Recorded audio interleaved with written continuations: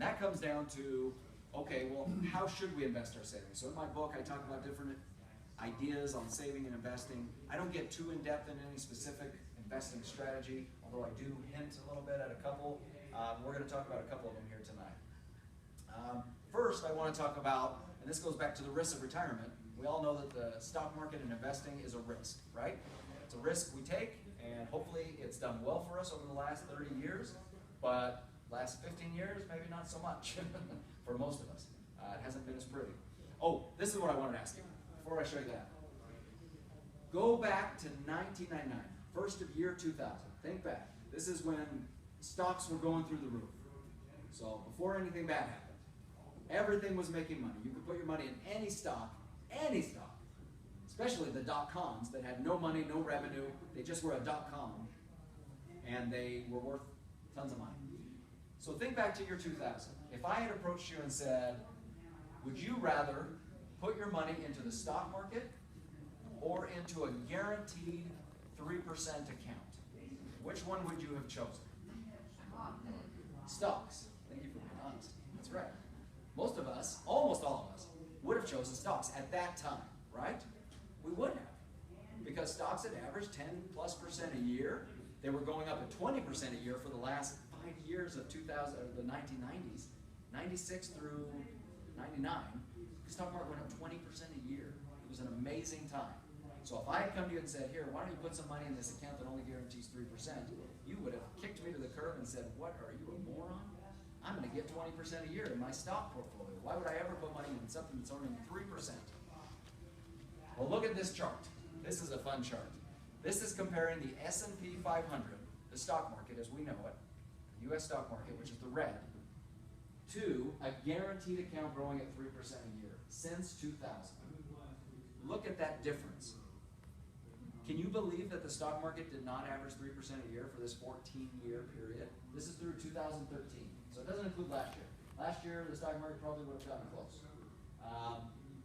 14 years of history, you would have been better off sitting the money in a CD or something like that that would have earned 3% a year than you were leaving the money in the S&P 500.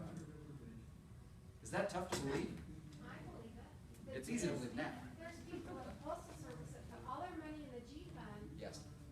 and they say it makes just as much as the stock market.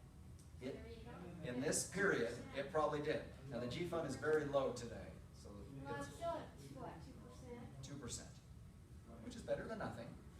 Well, Better than a savings. A lot of people say the G fund is the way to go. Yep. Now it's barely keeping up with inflation, just so you know. So the G fund, it's okay. It's safe, but it's not doing what we need it to do. We need to at least beat inflation with it. But this is an interesting chart. So is the risk worth the reward? Is it worth the risk of the stock market to get what it's done?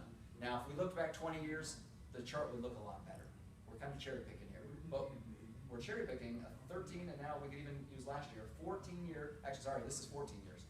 15-year period. The last 15 years, you would have been better off getting 3% a year. You would have been about even with what the stock market did. It's crazy what's happened. So that's something we've got to realize. This chart is basically showing kind of the same thing, but going back a little further to 1997. If you look between 1997 and 2000, the stock market doubled. So in just, what is that, 97, 98, 99? 3.5 years or something, the stock market doubled. It was amazing back then. So we made tons of money. And as quickly as it came, it went away, didn't it? The stock market lost, this is the S&P 500, lost 49%, half. So it doubled, it lost half, and then look what happened. Between 2003 and 2007, it doubled again, a 100% return. 100% means you doubled your money. So it doubled again. We're all feeling good about ourselves in 2007. And then our homes became worthless, and our stock market portfolio did as well, didn't it? Our 401ks got cut in half, our home was worth half, if that, and this is what happened. Stock market lost 57%. So here we are, stock market has doubled and then lost half twice in the past 15 years, 20 years, and then now, look what it's done now. Through 2014, it's up 200% from the high. Isn't that great? Stocks are up. We're making money again. That's a great thing. Is it going to last? What could go wrong? Come on. Right now. It's up. Come on, Deanne. Look at the chart. Watching the It really hasn't. It hasn't moved for months. For months. It's gone up and down, but really just kind of stayed the same for months. You're exactly right. But look at this. Don't you want to have all your money in stocks right now? Look at where it's at. Yeah, rallied up. It's outstanding. I think it was up today, wasn't it? I didn't check. So, the stock market can be a great place to invest, but you do have to ask yourself at this point, as you get closer to retirement or go into retirement, is the risk worth the reward? Is it worth the risk of losing half to double our money in the next few years? I'd like to double my money in the next few years, but I certainly don't want to lose half. And this is the risk you take when you're invested in stocks. So we just have to be aware of that. If you're okay with that risk, you're just fine. If you're not okay with it, you've got to find alternatives, and we're going to talk about a couple of alternatives. Volatility is the new normal. I think we all know this. We can see it. If you listen to the news, which you shouldn't listen to the news, it's all negative. But I listen to it just because I feel like I need to know what's going on in the world. But it's all negative. Volatility is here. It is growing, and it's not going away. This is a great chart. I love this chart. Look at this. From 1950 through 1999, that is 50 years of history. There were 160 days, these are the days, that the market, the S&P 500, declined by more than 2%. So more than a 2% decline in one day, 160 days in 50 years. Just in the last 15 years, 186 days where the market dropped more than 2%. Look at that. In 15 years, we've had way more down days than in 50 years prior. That is incredible. That just shows what's going on. Volatility is increasing. It's not your imagination. If you feel like you're watching your 401k and it's bouncing like this, it's not your imagination. It really is. This is what we're in for. Volatility has increased the last 15 years. It's increasing more and more, and we're going to see more of it. We've seen it in the last week. Stock market has had 200-point up days, 200-point down days in the last, and that's the Dow, in the last week.